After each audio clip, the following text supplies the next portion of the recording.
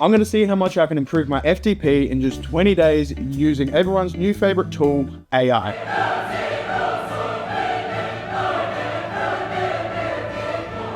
Dawson, keep your hands on the wheel! You almost wiped out 3 cars back there! Man, it's so cool. Everything is free. Okay. I can see a match. You're being detained for a leak. Huge right hand over the top! Oh, his chair's spinning. Sauce has a nice kick. I could eat this every day. Folks keep saying you can't ride a horse that's riding a horse.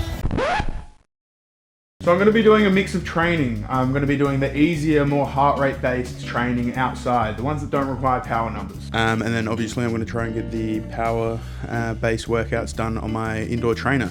It's more kind of like a car park trainer, I guess, 90% of the time. But it gets the job done, so what can you say? And also on top of trying to improve my all-important FTP fancy number, you know, trying to get that one number up, beautiful. I'm also going to be trying to get that watts per kilo down.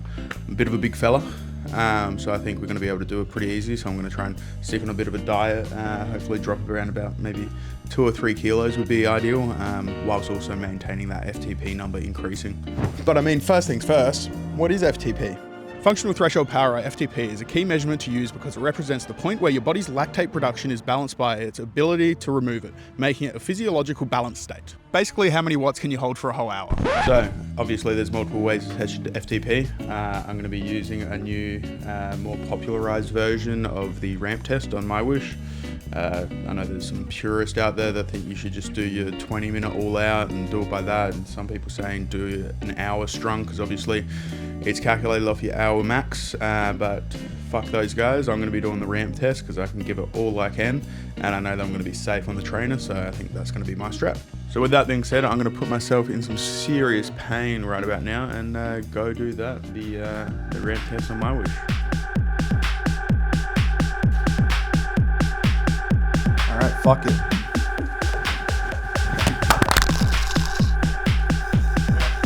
What? I'm not recording.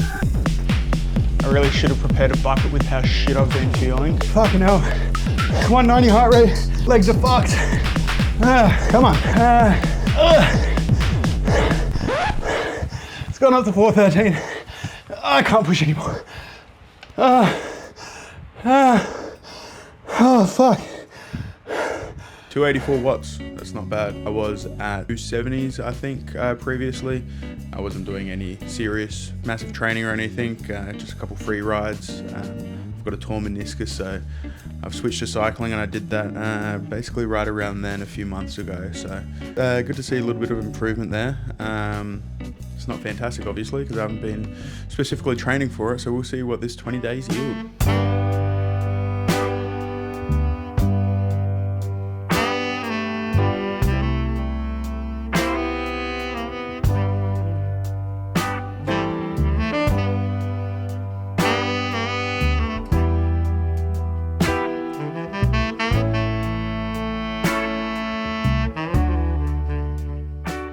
Honestly, this journey has been pretty wild. To start with, the first week I was feeling pretty good. I had some new workouts that are really fun. First time doing like over-unders FTP range. I had like a weird sporadic VO2 max training, which was really fun. And then some of the longer rides on the weekend were feeling great. There was some days where I was just feeling absolute shit. I don't really know why either. Towards the end of this 20-day experiment, like basically now my knees have started to really feel it. So I don't know if that's a bit of a bike issue, or maybe it's my meniscus issue that I've got in my knee from running. I don't really know, but yeah, so the training went super well, really. Like on the shitty days, shitty weather, I was doing the indoor trainer behind my car. Sketch setup, but it works. 45 minutes on the lunch breaks and about an hour and a half, 2 hours on the weekend. It all really worked well. Did a couple indoor trainers on the weekend as well, but I got out as much as I could, especially on the training days. Anyway, so on my rest days, I was just going for a slow spin, tried to get around out of Vic Park, and obviously there's all the works going on there for Clipsal and whatnot, or Adelaide 500, whatever it's called now. But yeah, like honestly, the training went really well. I've been feeling fucking quick, honestly, on the road when I get out. The harder sessions, like the thresholds and stuff, I've been feeling a lot easier. I feel like my heart rate's dropped a bit in those sessions, which is always a good sign when you're looking out for like improving your actual watts and everything. Yeah, like overall pretty fucking stoked with all this. It's been really fun. It just goes to show you how much structure can play a part in actually improving it. But this has just changed it, man. Like I just feel so much better on the bike. I don't know if it's just because I'm riding for 20 days consistently or what, but I'm really keen to see what I get on this test. I think I'm gonna honestly blow myself away. I just wanted to say that I'm pretty stoked with how it's been going, really. Fingers crossed that test goes good next week, but we'll see.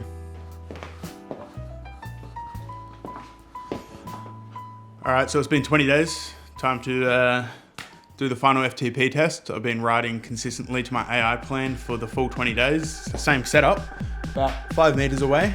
So got to be a bit lighter, so hopefully the legs keep up. Let's see if I can improve on my original FTP. I'm not gonna lie, this is kind of feeling hard. I'm at like 130 watts.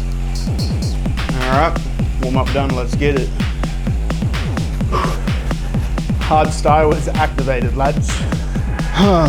Fuck. 335 watts, 180 heart rate. Starting to hurt. Oh, fuck my legs. Come on.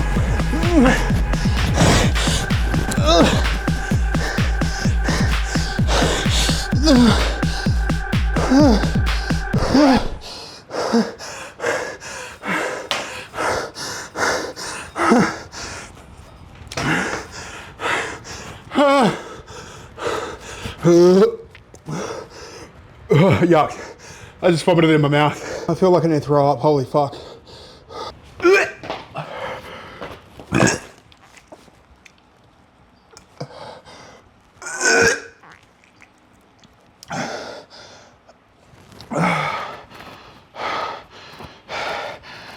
I wonder how we did.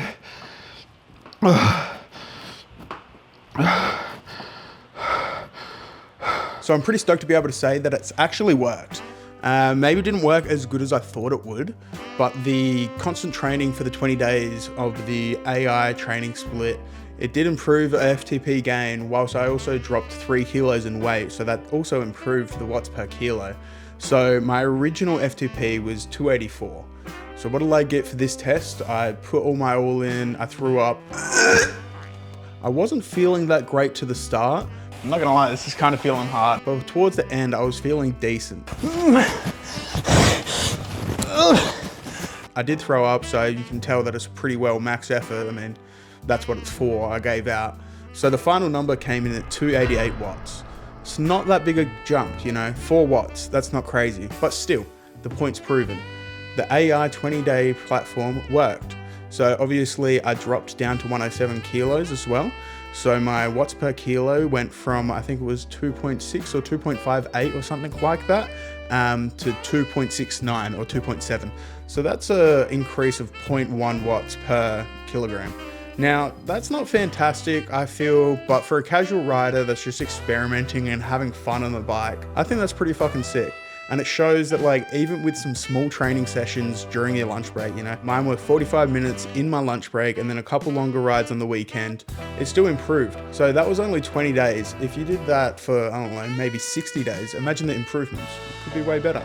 All right, so what did I learn from this? Realistically, it's that consistency and structure matters. Although I think I'm pretty good at being able to plan my own training, it is what it is. Everyone's favorite tool helped me. AI realistically helped. I just gave it a few parameters and it all worked really well. If you guys want to try out the same 20-day block that I used using AI, I'll put it in the description as a PDF. You don't need to use your email or anything like that. It's just really fun and honestly pretty fucking sick. I'm pretty stoked that it worked. Maybe not as much as I thought it would. I'm going to Europe for a month, so all that training is probably going to go out the window anyway. But hey, maybe when I get back, I do a longer block. Maybe I do the 60 days like I said. Anyways, thanks for watching. Like and subscribe and all that shit, and have a great day.